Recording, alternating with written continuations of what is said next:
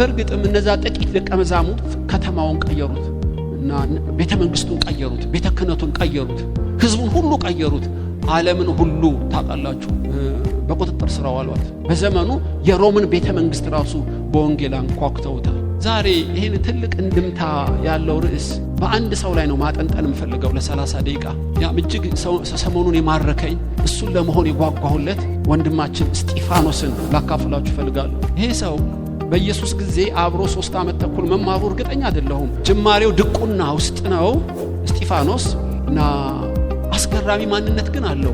እኔ በአዲስ ኪዳን ተለውጦ ለዋጭ ቁጥር 1 ያደረኩት እሱን ነው። በእውነት ሰማይ የተከፈቱለት ፊቱ ያበራለት እና እጃቸውን በአፋቸው እስኪጭኑ በእውቀት ህዝቡን የመገበ ጥቂት ዘመን የኖረ ግን እንደ ወርቅ ቤት እንደ ታቦት ብርሃን አስገራሚ ለዋጭ ባህር ያለው እስጢፋኖስ ጅማሬው ትንሽ ይሁን እንጂ ፍጻሜውን ስታዩ እጅ ባፍ ነው የምትጭኑት። እና ኢየሱስ ሰማይ ከፍቶ ቆሞ መርቆታል። ሰማዕት ሆኖ ቆሞ ነው የተቀበለው። ይሄ ፊቱ ያበራ ሰማይ የተከፈተለት እስጢፋኖስ ምን ቢያደርግ ነው ኢየሱስ በአብ ቀኝ ቆሞ የተቀበለው? 3 ማንነቱን ነው ዛሬ የምናጠናው። ክፍሉ ሐዋርያት ሥራ ምዕራፍ 6 ላይ ይገኛል። በኢየሱስ ስም አነባለሁ። በዚያ ወራት ደቀ መዛሙርት እየበዙ ሲሄዱ ከግሪክ ሀገር መጥተው የነበሩ አይሁድ በይሁዳ ኖረው በነበሩት አይሁድ አንጎራጎሩባቸው። በየቀኑ በተሰራው አገልግሎት መበለቶቻቸውን ችላ ይሉባቸው ነበርና 12ቱም ደቀ መዛሙርት ሁሉን ጠርተው እንዲህ አሏቸው፣ የእግዚአብሔርን ቃል ትተን ማዕድ እናገለግል ዘንድ የሚገባ ነገር አይደለም። ወንድሞች ሆይ በመልካም የተመሰከረላቸውን መንፈስ ቅዱስና ጥበብ የሞላባቸውን 7 ሰዎች ከእናንተ ምረጡ፣ ለዚህም ጉዳይ እንሾማቸዋለን። እኛ ግን ለጸሎትና ቃሉን ለማገልገል እንተጋለን። ይህም ቃል ሕዝቡን ሁሉ ደስ አሰኛቸው። እምነትና መንፈስ ቅዱስ የሞላበትን ሰው እስጢፋኖስን፣ ፊልጶስ፣ ጵርቆስን፣ ኒቃሮንና ጢሞናንንም አርጋሜንንም ወደ ይሁድነት ገብቶ የነበረውን የአንጾኪያው ኒቆላዎስን መረጡ። በሐዋርያት ፊት አቆሟቸው። ከጸለዩም በኋላ እጃቸውን ጫኑባቸው። እንጸልያለን። ጌታ ሆይ በዚህ ቤተክርስቲያንን የሚመሩ ደግሞም ሕዝብህን የሚመግቡ የሚያሰማሩና የሚጠብቁ የደከምክባቸው ኃያላን በፊትህ አሉ። ካንተም ጸጋ ለመቀበል ጥበብንም ለመሻት በፊትህ ተቀምጠናል። የጊዜውን ቃል ስትነግረን እንዲገባን እንድንኖርበት በኢየሱስ ስም በጸጋ እርዳ። ክብር ለአንተ ይሁን። ስለ ስምህ ብለህ ስማን። አሜን። እንደ ድሮ እንደ ዛሬው ወንጌል ሰምተው ትምህርት ሰምተው ወደ ቤት አይሄዱም። አብረው ነው የሚቀመጡት። ቁርስ፣ ምሳ፣ እራት አብረው ይበላሉ። ስደቱን ከባድ ነው። የመጀመሪያው ቤተክርስቲያን በተለይ ከአይሁድ ውጪ ዲያስፖራ ጁ የሚባሉት ሁሉ እየመጡ በሐዋርያት እግር ስር መሰረታዊ ትምህርት የሚማሩበት ጊዜ ነበር እና ቁጥራቸው ሲጨምር ችግርም ጨመረ እንደምታውቁት። ስለዚህ ዲያቆኖች መበለቶችን ይበድሏቸው ጀመር። ለሚያውቁት 2 ዳቦ ይሰጣሉ፣ ለማያውቁት 1 ዳቦ ይሰጡ ጀመር እና አድሎ መጣ። ማጉረምረም ሆነ፣ መበደል ሆነ፣ ተበዳዮች በዙ። በተለይ ባል የሌላቸው ሴቶች እጅግ ተጎሳቆሉ። በጉባኤ ሳይሆን በምእመናን ዘንድ በጓዳ ውስጥ እርስ በርስ ግጭት ካለ መድረክ ላይ ፍሰት ይቆማል። ችግሩ የጴጥሮስ አይደለም። መንፈስና ሕይወት ያለው ቃል ማፍለቅ አቃተው። ለምን? አንድ አካል ስለሆኑ አንዱ ሲበድል ሁሉ በደለ። እርም ባለበት ልማት የለም እና መንፈስ ቅዱስ እንደ ልቡ ሊንቀሳቀስ አልቻለም። የሚፈወሱት ቁጥራቸው አነሰ፣ የሚድኑት አነሱ። ለምን? በጉባኤ ውስጥ ወንድማማቾች ዘንድ ጠብ ነበር። ጴጥሮስ ገብቶታል። ሁሉን ሰበሰባቸው። ምን ሆናችኋል? እኔ እንደ ቀድሞ መሆን አቃተኝ። ከእናንተ ዘንድ ችግር አለን? ችግር አለ።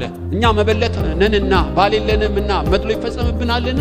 ለምንድን ነው እዚህ ያሉት ዲያቆኖች መድሎ የሚፈጽሙት? ማንጎራጎር በማህበረ ምእመናን ውስጥ ተፈጠረ። ኦኬ፣ መፍትሄው ምንድን ነው? ዲያቆንን በሙሉ ትሰርዛለህ። ሐዋርያት እናንተ ዲያቆን ሁኑልን አሉ። በአንድ በኩል ስላመኗቸው ስላከበሯቸው ይመስላል። በሌላ በኩል ግን አደጋለሁ። ያ አደራረግ እኔ ቃልና ጸሎትን ትቼ የድቁና ሥራ ላገለግልን አላደርገውም። ለምን አለ? ቃልና ጸሎት ከድቁና ይበልጣል ማለቱ ነው? አይመስለኝም። ቃልና ጸሎት ከቃሉ ከድቁና ይበልጣል። ትክክል ነው። የጴጥሮስ ግን አውድ እንደዚህ አይመስለኝም። ድቁና ሥራ ቀላል ነውን እንደማለት ይመስለኛል። ሰውን ሁሉ እንደ አመሉ ችሎ የተጣሉትን ማስታረቅ፣ የመንፈስ አንድነትን መጠበቅ ቀላል ነውን? እኔ አልችልም። ለምን አትችልም? እኔ በተፈጥሮ ችኩል ነኝ። ታውቃላችሁ ባህሬ። አልጋ የለዩትን ማስታረቅ፣ የተኮራረፉትን ማስታረቅ፣ ቂም የተያያዙትን በዘር በጎሳ የተለያዩትን ማስታረቅ ቀላል ነውን? አላደርገውም። ምንም ሐዋርያ በሆን ስራው ከባድ ነው። እሺ ምን እናርግ? ሰው ሁሉ የመሰከረለት መንፈስ የተሞላ ጥበብ የተሞላ እምነት የተሞላ 7 ሰው ስጡኝ። መስፈርቱ ራሱ ከባድ ነው እና ሁሉም እንጸልይበት እንማከር አላሉም። እስጢፋኖስን በቁጥር 1 መረጡት። ከዛ ፊልጶስ ይቀጥላል።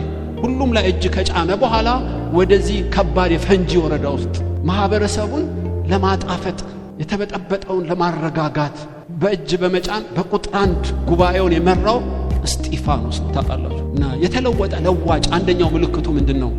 በማህበረሰብ ውስጥ የሰዎችን ሁሉ አመል ችሎ የእግዚአብሔርን ሐሳብ መፈጸም ሲችል ነው። ታውቃላችሁ። መድረክ ላይ መስበክ በጣም ቀላል ነው። ችግር ባለበት ጉባኤ ግን ገብቶ ማገልገል ጸጋና ጥበብ ይጠይቃል። መዘመርም ቀላል ነው። መስበክ ማስተማር ምናልባት በእግዚአብሔር ጸጋ ስለሆነ ብዙ የሚከብደን ከሰው ጋር እንደ አመሉ መኖር ነው።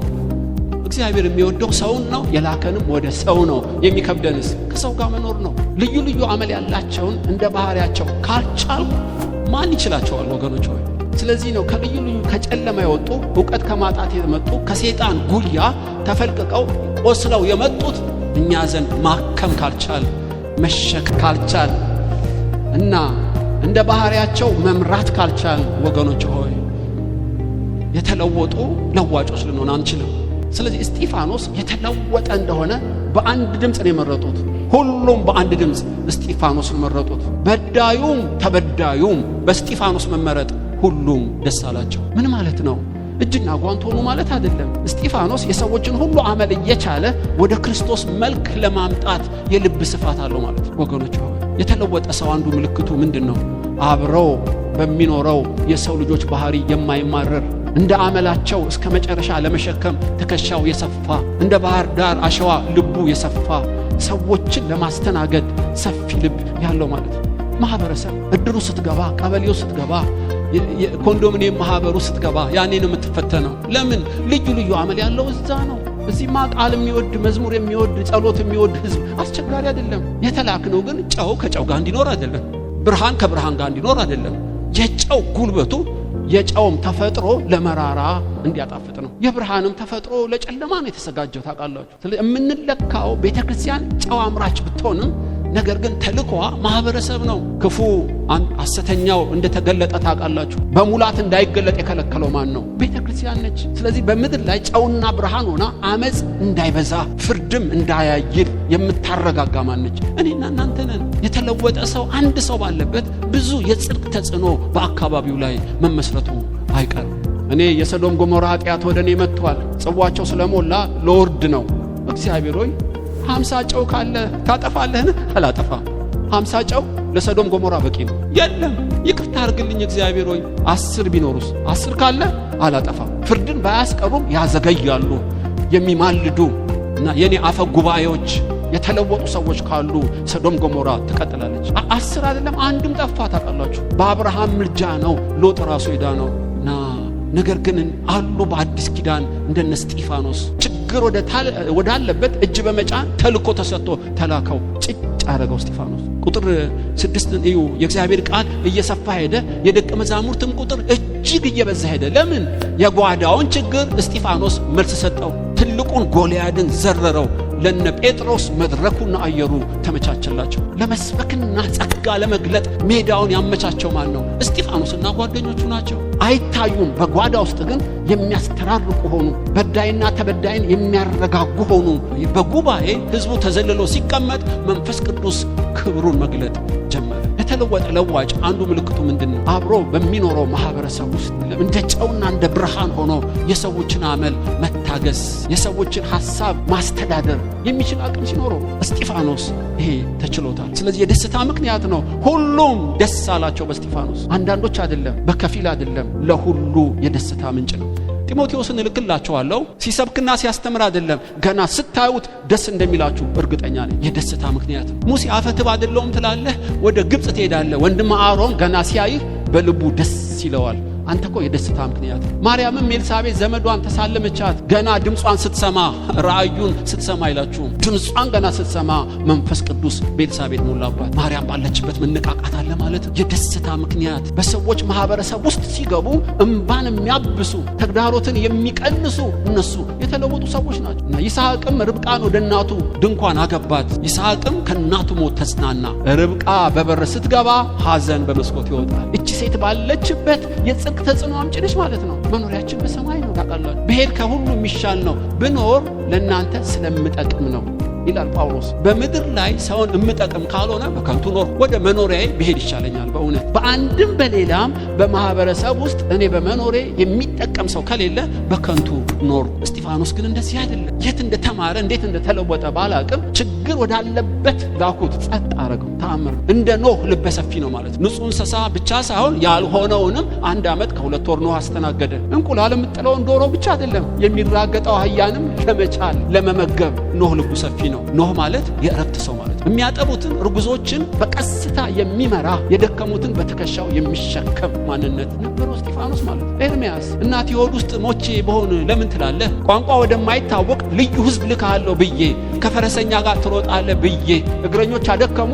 ወገብህን ታጠቅ። መላእክትን ልታገለግላት ለሚተፈጠርከው ለመንቀልና ለመትከል ስልጣን የሰጠው የሰው ልጆችን እንድታገለግል ነው። ሰው አደከመህን? ትክክል አይደለም ኤርምያስ ይለዋል። ታውቃለህ፣ ሰውን ሁሉ እንደ አመሉ መቻል አንዱ የተለወጠ ሰው መለኪያው። ከሰዓቱ አንጻር ሁለተኛውን ይሄ እስጢፋኖስ ቁጥር 8 ላይ እስጢፋኖስም ጸጋንና ኃይልን ተሞልቶ በሕዝቡ መካከል ድንቅን ታላቅ ምልክት ያደርግ ጀመር። ሰውን መቻል ብቻ አይደለም፣ ጅማሬው ድቁና ቢሆንም በምኩራብ ማህል አይላችሁም፣ በቤተ መቅደስ ማህል አይላችሁም፣ በሕዝቡ ማህል የሕዝቡን ተግዳሮት ይቀንስ ዘንድ ጀመረ። ጸጋና ኃይል የተሰጠን ለምንድን ነው? በሕዝቡ ላይ ስር የሰደደ አጋንንታዊ ችግርን ለመገልበጥ በእግዚአብሔር ጸጋና ኃይል ተአምራትና ድንቅን በማድረግ ሕዝቡን ለማሳረፍ ነው። እስጢፋኖስ ሐዋርያ አይደለም እኮ፣ ስም የለውም ማዕረግ እንዲያውም። ነገር ግን በሕዝቡን ማነጋገር ጀመረ። ድንቅና ተአምራት ምንድን ነው?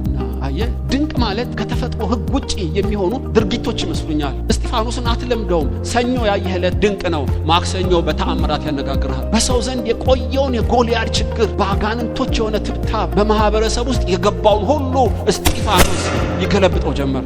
ድንቅ ነው እና ድንቅና ተአምራት። እስጢፋኖስ ጸጋና ኃይል ተቀብሎ አይላችሁም፣ ተሞልቶ። የእግዚአብሔር ጸጋና ኃይል የምንሞላው ለምንድን ነው? በቲቪ ለመታየት ዝነኛና ባለጸጋ ለመሆን አይደለም። የሕዝቡን ተግዳሮት ሙሉ ለሙሉ ባላጠፋም መቀነስ ካልቻሉ በከንቱ ጸጋ ተቀበሉና በማህበረሰብ ውስጥ ታውቃላችሁ። ከዛ በሕዝቡ ውስጥ ችግሮችን ሁሉ ይፈነቅለው ጀመር። አጋንንት ነው፣ የገሃነም ደጆች ሊቋቋሙት አይችሉም። እስጢፋኖስ የታወረ ዕውር ነው፣ እጁ የተቆረጠ ነው፣ ገንዘብ ያጣ ነው አይደለም፣ የለቅሶ ችግር ነው፣ የሐዘን ነው። እስጢፋኖስ መልስ ነበር። ኢየሱስ በከተማ ይመላለስ ነበር፣ አጋንንትን እያወጣ እያስተማረና እየሰበከ ሁሉን ደህና አረጋቸው እንደተባለ የኢየሱስን ፈለግ የተከተለ የክርስቶስ ምስለኔ ሆነ። የኢየሱስን ፊት እንደ መስታወት ያብረቀረቀ ሰው ነው ዮሐንስ። እስጢፋኖስ ሕዝቡን ይችላል። ከሰው ጋር ውሰደው A+ ነው፣ ወደ ሕዝቡ ውሰደው A+። እስጢፋኖስ አንዳንድ ሰው በጸባይ ጥሩ ነው፣ በማስታረቅም ድንቅ ነው፣ በሕዝቡ ዘንድ ያለውን እንቆቅልሽ ለመፈንቀል ግን አቅም የለውም። እንደ አልማዝ የሚያብረቀርቅ ማንነት ነው እስጢፋኖስ ያለው። የሕዝቡን ተግዳሮት ካልቀነሱ በምድር ላይ በከንቱ ኖር። ብዙ ተግዳሮት አለ፣ ብዙ ለቅሶ አለ፣ ብዙ ስራ ማጣት አለ፣ ብዙ ግራ መጋባት አለ። ለዚህ ግራና ቀኙን ለማያውቅ ሕዝብ መልስ ሊሆን የተፈጠረ ማን ነው? ተረኛ እስጢፋኖስ እኛ ነን። ሕዝቡን ተግዳሮት ካልቀነስ በቀር በከንቱ ኖር። የዶሮ ኩስና የአህያ ራስ የሚበላበት ዘመን ነበር በእስራኤል ነገስታት ዘመን። ንጉሱም ተቆጣ። ኤልሳ በሕይወት አለን? መገደል አለበት፣ አንገቱን ነው የምቆርጠው። ትክክል ነው። ለምን እንዲህ አለ? ነቢይ ከሆንክ ገበሬ አይደለህ አታርስ፣ ወታደር አይደለህ አትዋጋ። የተለወጥክ ሰው ከሆንክ ልትለውጠን፣ ሰማያትን ልታስከፍት፣ እንጀራ ልታመጣ ይገባል። ካልሆንክ ስሙን ተሸክመ መኖር የለብህም፣ ትሞታለህ አለ። ትክክል ነው። በቃ ንጉሱ እንዳለው አንተ እንዳልከው ትክክል ነው። ነገ ይሄን ያህል መስፈሪያ በእንዲህ ያለ ይሸጣል አለ። ከአምላክ ተነጋግሮ ስለ ሕዝቡ ማልዶ መልስ ካላመጣ መኖሩ ምንድነው ጥቅሙ? እነ እስጢፋኖስ ግን ወደ ከተማ ገቡ። ቤተ መንግስት ሊሰራ አይችልም። እንዲህ ያለውን የተባበሩት መንግስታት ሊሰራ አይችልም። አጋንንታዊና መንፈሳዊ ስብራትን መፈወስ የሚችል ማን ነው? የተለወጡ ሰዎች ናቸው። አንድ እስጢፋኖስ ሕዝቡን ተግዳሮት መቀነስ ጀመረ። አንድ አብርሃም በምልጃው ስንት እንደሰራ ታውቃላችሁ? ያዕቆብ ጉድጓድ ቆፈረ፣ ሳምራይቱ ትጠጣዋለች። ይስሐቅ ባለበት ዘር ይዘራል፣ 100 እጥፍ ነው። አብርሃም ባለበት ምንጭ ውሃ ጉድጓድ ነው፣ ይፈልቅለታል፣ ቴምር ዛፍም ይተክላል። ለትውልዶች ሁሉ ብርሃንና ጨው ሆነው አሻራቸውን ያኖሩ ፓትርያርክ ነቢያትና ሐዋርያት ብዙ ናቸው። ተረኛው ነቢያት ማንን? እኛ ነን፣ መልእክተኞች። እስጢፋኖስ የሕዝቡን ችግር ይቀንስ ነበር። በማህበረሰብ ውስጥ ያረጋጋል፣ በማስታረቅ ችግራቸውንም ይቀንሳል። ሶስተኛው ደስ ያለኝ ቁጥር 9 ላይ ነው። የነፃ ወጪዎች ከተባለች ምኩራብ ከቀሬና ከእስክንድሪያም ሰዎች ከኪልቅያ ከእስያም ከነበሩ አንዳንዶች ተነስተው እስጢፋኖስን ይከራከሩት ነበር። ይናገርበት የነበረውን ጥበብና መንፈስ ሊቋቋሙት አልቻሉም። ሶስተኛው ማንነቱ ነው። ነፃ ወጪዎች ምኩራብ ገባ። ነፃ ወጪዎች ምኩራብ ለምን ተባለች? ሊብሬሽን ፍሮንት የሚባለው ነው። ስሟ የጸሎት ቤት ትባል እንጂ ሮምን የመገልበጥ በህቡ የተደራጀ ድርጅት ነው። ታውቃላችሁ? እዛ ውስጥ እነ ገማልያን ያሉት፣ እዛ ውስጥ ጳውሎስ ሳይቀየር በፊት ነው ያሉት።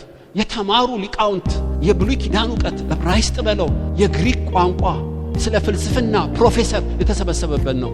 ማንም ተራ ሰው እነሱን ድል መንሳት አይችልም። ዛሬ ከእንግሊዝ ከአሜሪካ መጡ እንደምትሉት አይነት በጣም የሰለጠኑ ናቸው። እስጢፋኖስ ብቻውን በነፃ ወጪ ምኩራብ ገባ። እነ ገማልያን ሊያነጋግራቸው። አንተ 5 ጥቅስ ጠቅስ፣ ገማልያ 15 ጥቅስ ነው የሚጠቅስልህ። ልትቋቋሙ አትችልም። እስጢፋኖስ ግን ሊቋቋሙት ሞከሩ። የሚናገርበትን ጥበብ፣ የሚናገርበትን መንፈስ ሊቋቋሙት አልቻሉም። ዘረራቸው። በኢየሱስ ስም አስር ያለው የምትለው አይደለም ይሄኛው። በከተማ ተግዳሮትን በጌታ ስም ትገለብጠዋለህ። በጓዳ ውስጥ በልብ ስፋት ህዝብን ታስተናግዳለህ። በእንዲህ ያሉ ፈላስፎች መሃል በእውቀት በላጭነት ነው ድል የምትነሳው። እስጢፋኖስ ቅዱስ ቃሉን በመስበክ የብሉይ ኪዳንን ይተረትረው ጀመር። ሄዳችሁ ሐዋርያት ሥራ 7ን አንብቡ። ከአብርሃም ጀምሮ ፍሰቱን የሚያነሳቸው ስቴፕስቶኖች ኢየሱስን እንዴት እንደሳለ ብታዩ አፋችሁን ነው የሚያስከፍታችሁ። እስጢፋኖስ በተግዳሮት ላይ ጸጋውን ይገልጣል፣ በህዝቡ ላይ ልቡን ያሰፋል። በእውቀት በመመገብ ላይ ደግሞ በጣም አስገራሚ አስደማሚ ሰው። ህዝብ የእውቀት ከማጣት የተነሳ ጠፋ እንደተባለ የጽድቅ ተጽዕኖ አምጪ ሰው ተለውጦ የሚለውጥ ሰው ማን ነው? ህዝቡን በእውቀት የሚመግብ ነው። አንዳንዱ ብዙ ድንቅና ተአምራት የሚያደርጉ አሉ፣ በራእይም ጭምር። ነገር ግን አስተምር ብትለው አይችልም። የህዝቡ ደግሞ ችግር እውቀት ማጣት ነው።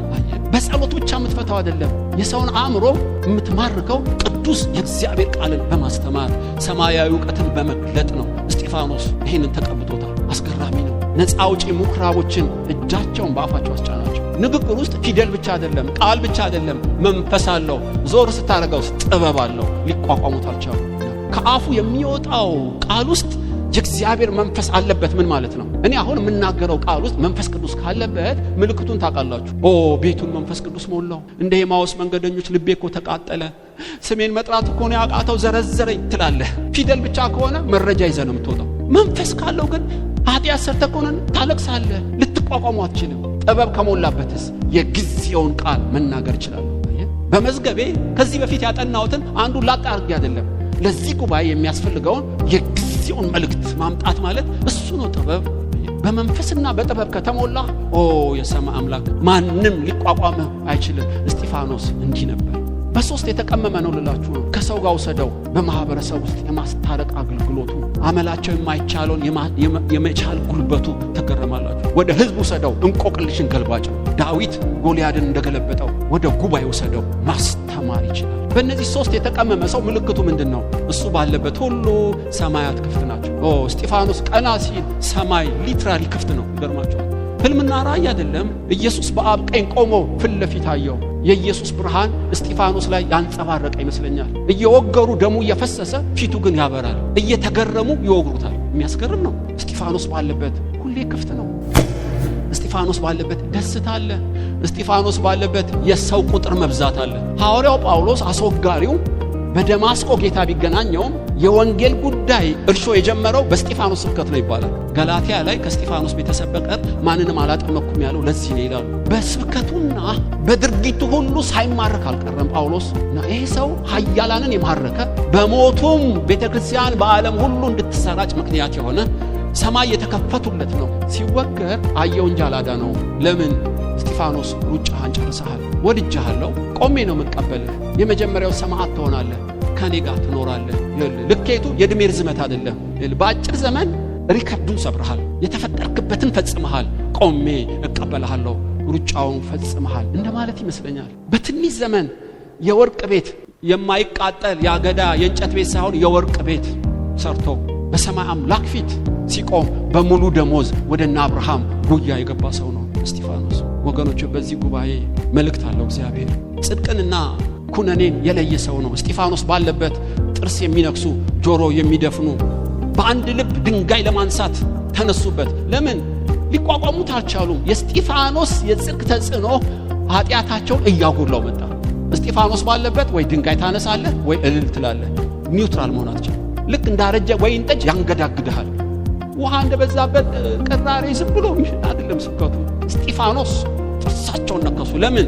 የሞት ሽታ ሆነባቸው። አንዳንዶችስ የህይወት ሽታ ሆነባቸው።